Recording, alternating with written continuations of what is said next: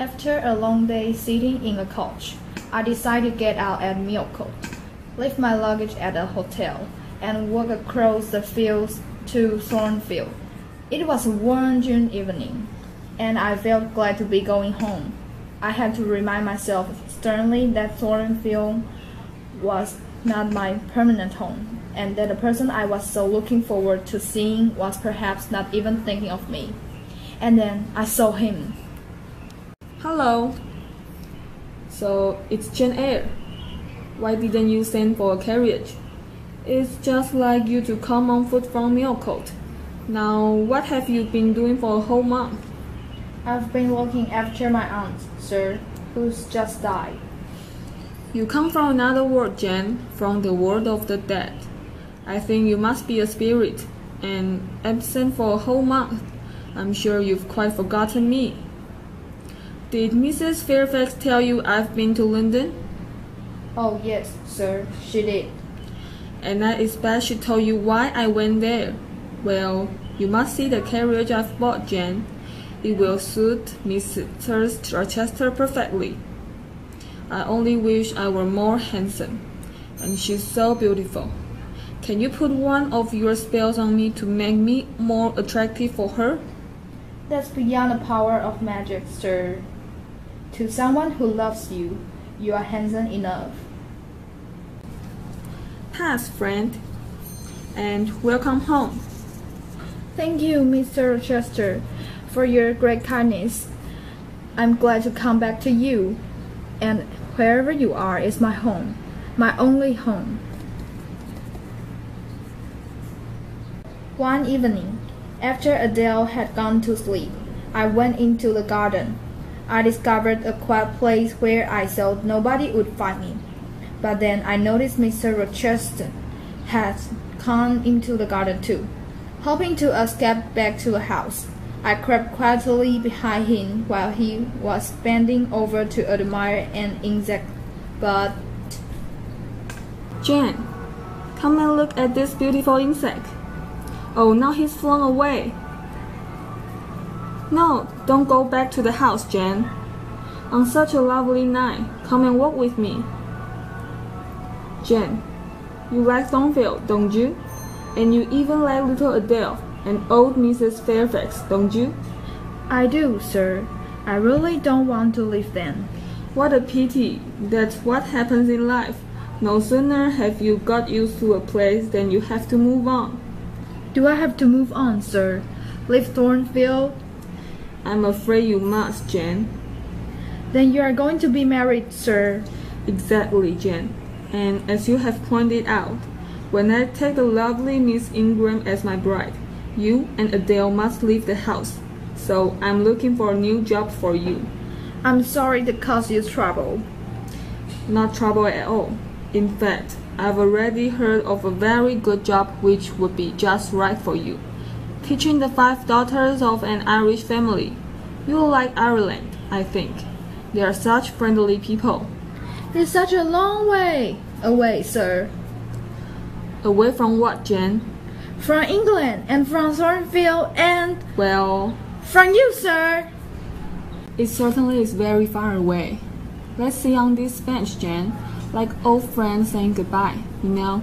I sometimes feel as if you and I were connected by the string tying our 2 hearts together. And if you went to Ireland, I think that string might break, and I might bleed to death. I wish I'd never been born. I wish I'd never come to Thornfield. I can't bear to leave, because here I have been treated kindly, and because I met you, Mr. Rochester, and I can't bear never to see you again. Now I have to leave. I feel as if I'm dying. Why do you have to leave? Why? Because you're marrying Miss Ingram. She is your bride. My bride? I have no bride, but I will have one, and you must stay. I can't stay. Do you think I can watch another woman become your bride? Do you think I'm a machine without feelings? Do you think because I'm small and poor and plain that I have no soul and no heart? Well, you're wrong. I have as much soul and heart as you. It is my spirit that speaks to your spirit. We are equal in the sight of God. We are. Don't struggle, Jane, like a wild, restless bird. Let me go, Mr. Rochester. I'm no bird, but a free human being, and I managed to break away. Yes, Jane, you are free to decide. I ask you to walk through life with me, to be my constant companion. You are laughing at me. You have already chosen your companion for life. Jane, I ask you to be my wife. You are my equal. Jane, will you marry me? Don't you believe me? Not at all. I will convince you. Listen, I don't love Miss Ingram, and she doesn't love me. She only likes me for my wealth. And when I disguised as the gypsy woman, told her that I had only a little money, she and her mother lost interest in me. You strange magical spirit, I love you. You small and poor and plain. I ask you to marry me. You want to marry me? But I have no friends, no money, no family. I don't care, Jane. Say yes quickly. It's cruel to make me suffer like this. Give me my name. Say, Edward, I will marry you. Are you serious? Do you really love me? Do you honestly want me to be your wife? I swear it. Then, Edward, I will marry you. My little wife. While we were talking, the weather had changed. A strong wind was now blowing, and there was a loud crack of thunder. Suddenly, rain poured down, and although we hurried back to the house, we were quite wet when we arrived in the hall. Good night, my darling.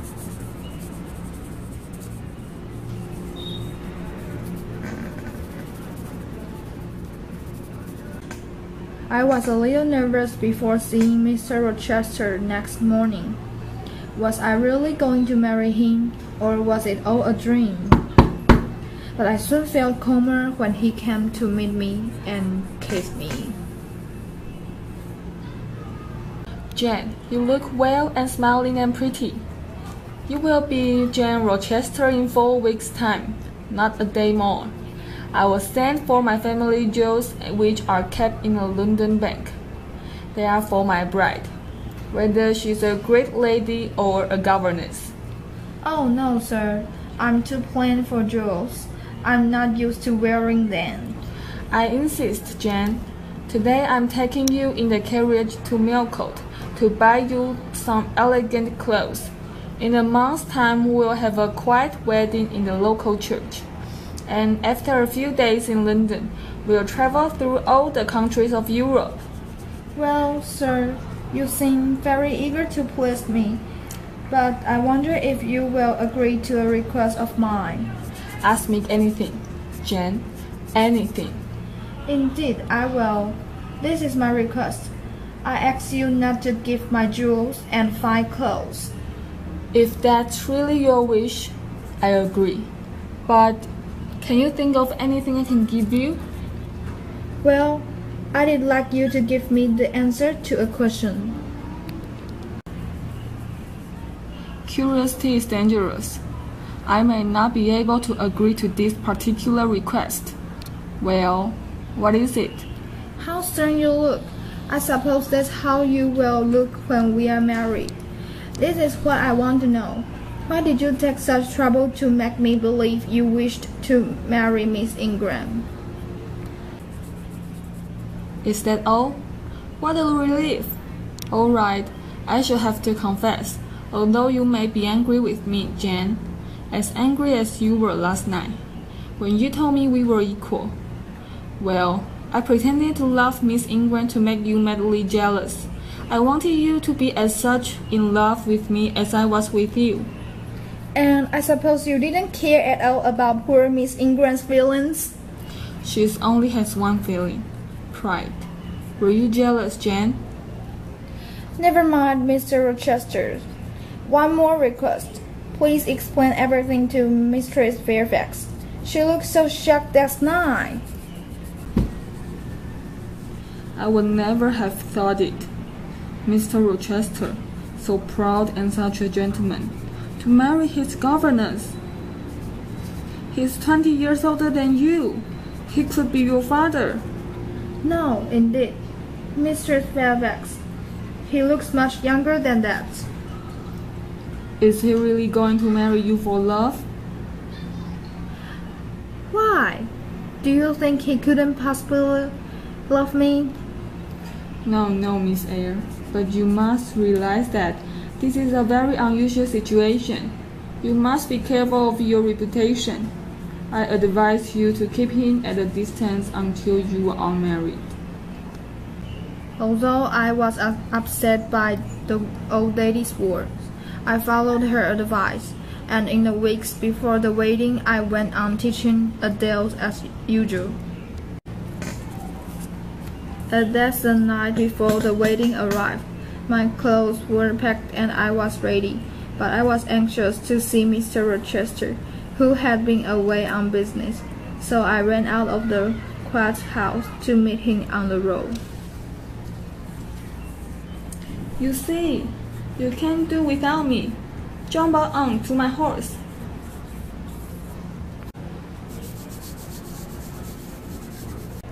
You look sad, Jane. Is anything wrong? Are you nervous about your new life? No, I'm not worried about that, because I love you. But that night, I had a strange dream, a terrible dream. It was dark and windy outside, and before I went to sleep, I could hear a dog growling in the distance. In my dream, I was carrying a small child in my arms down a long road. I was trying to catch up with you, but I couldn't. And you still worry about a foolish dream when I'm close to you? But say you love me again, Jane. I do love you, Edward, but I haven't finished my story. Is there more? Well, go on. I dreamed that Thornfield was totally destroyed, just a heap of stones. I was still carrying the child, but now I could see you riding away into the distance. I knew you would never come back. Then I woke up.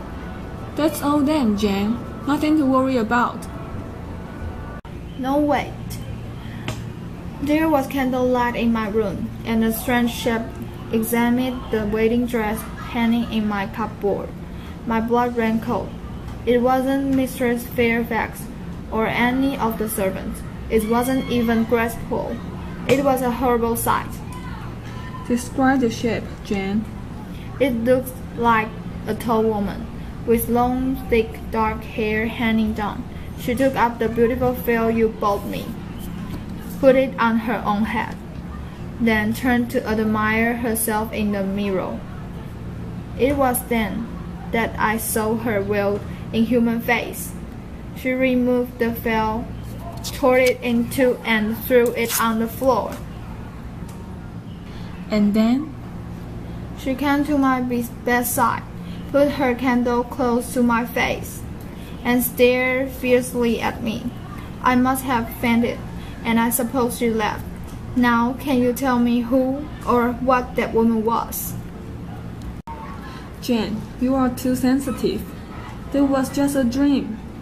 Don't think about it anymore. That's just what I said to myself when I woke up this morning. But when I looked on the floor, there was the veil, torn in two halves. To think what might happen. Thank God it was only the veil. Now, Jane, be sensible. That woman must have been graceful. There is no other explanation. Perhaps you're right. One day I will explain it to you why I keep her in my house. But tonight, go and sleep in Adele's room. You will be quite safe there. Just dream about our future.